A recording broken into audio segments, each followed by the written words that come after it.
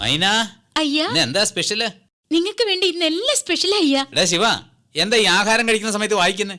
Daddy, നമ്മൾ എന്ത് കഴിക്കുന്നു, എന്തിനു കഴിക്കുന്നു, നമ്മൾ കഴിക്കുന്നതിൽ എന്തോരം കാൽസ്യം ഉണ്ട്, എന്തോരം പൊട്ടാസ്യം ഉണ്ട്, എന്തോരം വിറ്റാമിൻസ് ഉണ്ടെന്ന് അറിഞ്ഞു കഴിക്കുന്നതാണ് നല്ലത്. അത് വായടയ്ക്ക് നോക്കമ്മാവാ, ഇദ്ദേഹത്തോട് സംസാരിക്കാൻ ഇരുന്നു കഴിഞ്ഞാൽ ഇന്ന് നമ്മുടെ ഭക്ഷണം കഴിപ്പ് നടക്കില്ല. നിങ്ങൾ പുസ്തകം തന്നെ. മോളെ പാർവതി, ഐശ്വര്യ എവിടെ? മുത്തശ്ശ,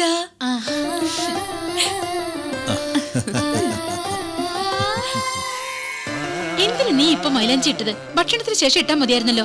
ഇപ്പൊ എങ്ങനെ കഴിക്കും? എന്റെ കൈ കൊണ്ട് കഴിക്കണോ? എനിക്ക് വാർത്തരാൻ ഈ വീട്ടിൽ എത്ര കൈകളുണ്ടെന്ന് അറിയാമോ?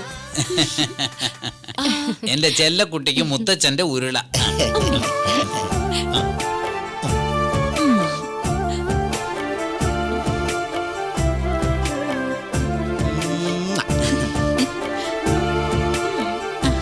എന്റെ ചെല്ലക്കുട്ടിക്ക് ഉരുള. നീ ഒരു ഉരുളതാ.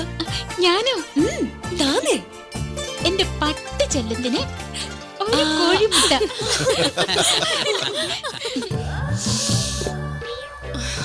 അതെ, ഈ മുല്ലപ്പൂ വാടുന്നു. അതിനെന്താ? എപ്പോ നോക്കിയാലും ഒരു പുസ്തകം. എടി, ഈ ഗരുഡപ്രാണ പുസ്തകത്തില് യമൻ ഭൂമിയിലേക്ക് വന്നാലുണ്ടാവുന്ന ലീലാവിലാസങ്ങളെ പറ്റി ഇന്നലെ പാതി വായിച്ചതാ. ഇന്ന് ബാക്കി വായിക്കട്ടെ. എന്താ പഠിക്കുന്നെന്നായി പറയുന്നേ? യമൻ വരുന്നതിനെ കാലം വന്ന നിങ്ങൾക്ക് തന്നെ. നിങ്ങൾ ഇപ്പൊ എന്റെ കാലിനായിട്ട് വന്നിരിക്കുക. ഈ നശിച്ച പുസ്തകം പുറത്തു കൊണ്ടുവരുന്ന വായിക്കും. ഭർത്താവിനോട് ഒരു മര്യാദയുള്ള ഭർത്താവ്. കുട്ടികൾ അടിക്കൂടി. അവര് ഉറങ്ങിയാൽ തന്നെ നിങ്ങളെ കൊണ്ട് എന്ത് പ്രയോജനം? മുല്ലപ്പൂ വാടിയതും വെച്ച കുറെ കാലമായിട്ട് ഞാനിത് കാണുന്നതല്ലേ. നിങ്ങളെ കൊണ്ട് എന്തിനു കൊള്ളാം? ഇവിടെ ഇറങ്ങിപ്പോ പുറത്തേക്ക് വായിച്ചു പഠിക്കും. ശ്രീ ഗരുഡ പുരാണം. യമൻ ഭൂമിയിൽ വരുന്ന സമയത്ത് ഇലകൾ കളകളാന്ന് ശബ്ദിക്കും. വളരെ ദൂരത്തിൽ നിന്ന് നരികൾ ഊലിയിടുന്നത് കേൾക്കും.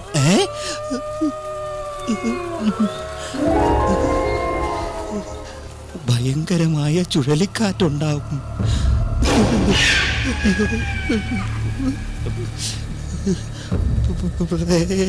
ആത്മാക്കളോട് കൂടിയ ചുഴലിക്കാറ്റുണ്ടാവും. ആകാശത്തിൽ ഇടിയോട് കൂടി മിന്നൽ. ആ സമയത്ത് ഭൂമിയിൽ യമൻ കാലെടുത്ത് വയ്ക്കും.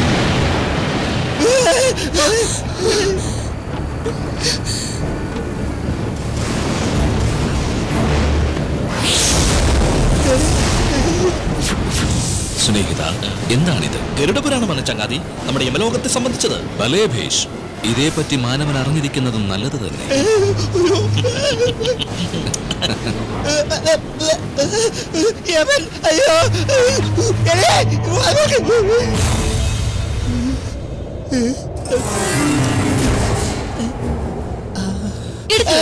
ഞാൻ വിളിക്കാതെ എന്റെ ദേഹത്ത് കൈ വെച്ച് കഴിഞ്ഞാൽ കൈ ഞാൻ വിട്ടു.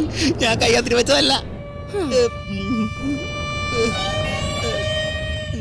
ഗുപ്ത, പറയൂ സ്നേഹിത. നാം കൊണ്ടു ചെല്ലേണ്ട പുണ്യജീവൻ ആരുടേതെന്ന് അറിയേണ്ടിയിരിക്കുന്നു. അത് വേണം. ഞാൻ മുത്തച്ഛനോട് ചോദിക്കാം. മുത്തച്ഛ, ഭൂമിയിൽ നിന്ന് ഞങ്ങൾ കൊണ്ടുവരേണ്ട പുണ്യാത്മാവ് ഏതാണെന്ന് പറയൂ. നിങ്ങൾ തിടുക്കം കാണിച്ച് സമയത്തിന്റെ 2 നാഴിക മുമ്പേ എത്തിയല്ലോ.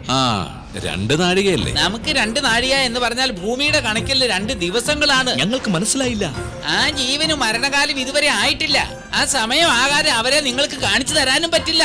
അതുവരെ ഞങ്ങൾ എന്തു ചെയ്യും? അത് പിന്നെ സ്നേഹിത, ആ ദേവമാങ്കകൾ എന്റെ മനസ്സിൽ വന്നു പോയിക്കൊണ്ടേയിരിക്കുന്നു. ഒരു പ്രാവശ്യം കൂടി നമുക്ക് അവിടെ വരെ പോയാലോ? കുറുമ്പുകളെല്ലാം യമലോകത്ത് വിട്ടിട്ട് ഈ ഭൂമിയിലേക്ക് ഒരു ജോലിക്കായിട്ട് വന്നല്ലേ. പാപികൾക്ക് പ്രശസ്തമായ നമ്മുടെ യമലോകത്തിലേക്ക് പാപികളെ അയക്കുന്ന സ്ഥലമല്ലേ ഇത്. ഇതിനെപ്പറ്റി വളരെ നന്നായി അറിയേണ്ടത് മുഖ്യമാണ്. അതുകൊണ്ടൊന്ന് ചുറ്റി നടന്ന് കണ്ടിട്ട് വരിക. ശരിയാണ് മുത്തച്ഛൻ പറഞ്ഞത്. ഞങ്ങൾക്ക് അറിഞ്ഞുകൂടാത്തത് പറഞ്ഞു തരാൻ താങ്കളുണ്ടല്ലോ. വാ ഗുപ്ത.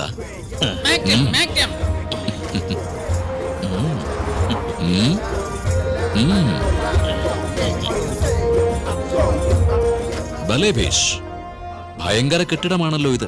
കട്ടിൽ മലർത്തിയിട്ട പോലെ 4 കാലം മുകളിൽ. അതെ സ്നേഹിത. ഇത് ആന്ധ്രയിലുള്ള ചാർമിനാറാണ്. അതെയോ? എന്തു പറ്റി സ്നേഹിത? ഈ ചാർമിനാറിൽ ഒരു മിനാർ എന്റെ കൈ കുത്തി സ്നേഹിത. വേണ്ടാത്ത സ്ഥലത്ത് വിരലിടണ്ട. വരൂ. അത് തന്നെയാ നല്ലത്. എന്തായത്? ഭലേ ഭേഷ്, വൃത്താകൃതിയിലുള്ള ഭംഗിയുള്ള കെട്ടിടം. മാക്ടം, ഇതിനെ മനുഷ്യര് ഹൈടെക് സിറ്റി എന്ന് സ്നേഹത്തോടെ വിളിക്കും. ഓഹോ, ഇതുകൊണ്ട് എന്തെങ്കിലും കാര്യമുണ്ടോ മുത്തച്ഛ? 100 പേര് ചെയ്യേണ്ട ജോലി കമ്പ്യൂട്ടർ എന്ന് പറഞ്ഞ ഒരു യന്ത്രം ഒറ്റയ്ക്ക് ചെയ്യും. യമലോകത്തിൽ കൂടി കമ്പ്യൂട്ടർ ഉപയോഗിച്ചാലോ എന്ന് ആലോചിക്കും. അത് ആലോചിക്കാവുന്നതാണ്. പക്ഷേ കിങ്കരന്മാർ പണി നിർത്തി നമുക്ക് പണി ഉണ്ടാക്കി വെക്കും.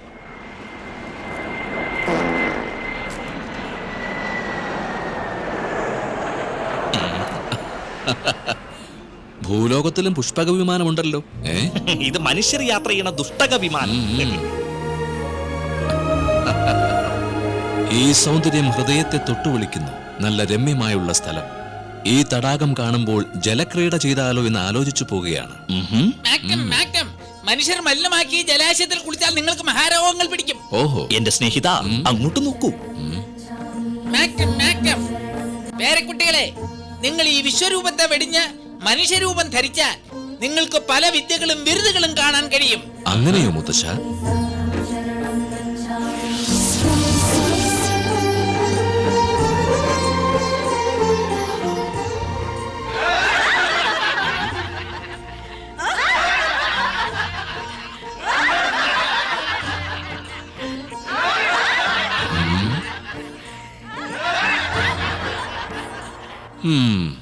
എന്ത് ചിരി, എന്ത് നടപ്പ്!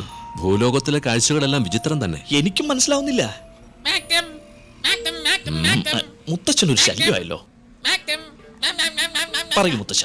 ഈ സാധാരണ മനുഷ്യര് നടക്കുന്ന കണ്ട് നിങ്ങൾ ആശ്ചര്യപ്പെടുകയാണോ? ഇതാ കണ്ടോ നിങ്ങൾ ചില കാഴ്ചകള്? ഉം. ഉം.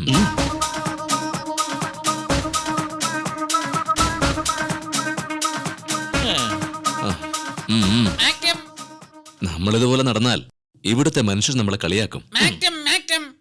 അങ്ങനെയാണെങ്കിൽ ഭൂലോക സൂപ്പർ സ്റ്റാറിന്റെ നടപ്പ് എങ്ങനെയാണെന്ന് ഞാനിപ്പോ നിങ്ങൾക്ക് കാണിച്ചു തരാം. ഉം.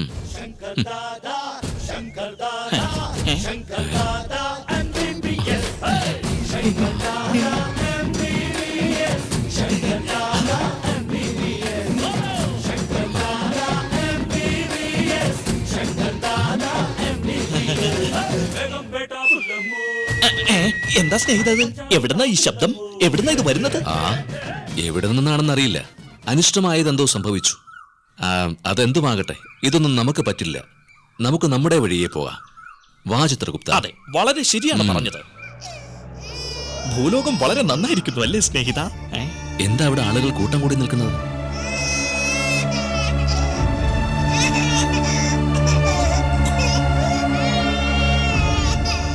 എന്താ സംഭവിച്ചത്? ആരാണെന്നറിയില്ല, കുട്ടിയായിട്ട് റോഡ് ക്രോസ് ചെയ്ത ഒരു കാർ വന്ന് ഇടിച്ചിട്ട് പോയി. അപ്പോൾ ഈ കുട്ടി? മുതിർന്നവർ ചെയ്യുന്ന പാപം കുട്ടികൾക്ക് വന്നു ചേരും. അതുപോലെ ഈ അമ്മ ചെയ്ത പാപം ആ കുട്ടിയെ അനാഥയാക്കി. ഈ അനാഥ കുഞ്ഞിനെ ഒന്ന് തിരിഞ്ഞു നോക്കാൻ പോലും നിങ്ങൾക്കാർക്കും മനസ്സില്ലേ? രാജു, വണ്ടി നിർത്ത.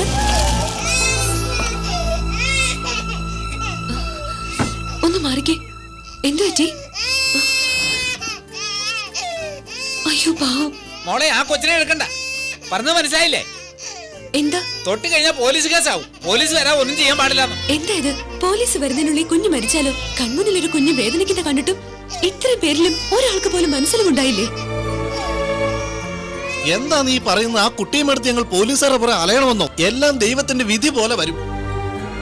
ഓരോ ദിവസവും നമ്മൾ ചെയ്യുന്ന പൂജകളും കർമ്മങ്ങളും ആ ദൈവത്തെ സന്തോഷിപ്പിക്കില്ല തിരുമേനി. മാനവസേവ മാധവസേവയ്ക്ക് തുല്യാണ്. അതിന്റെ അർത്ഥം എന്താണെന്ന് അറിയാതെ നിങ്ങൾ എത്ര പൂജ ചെയ്താലും അതിന് ഫലം ഉണ്ടാവില്ല. Hello, police station.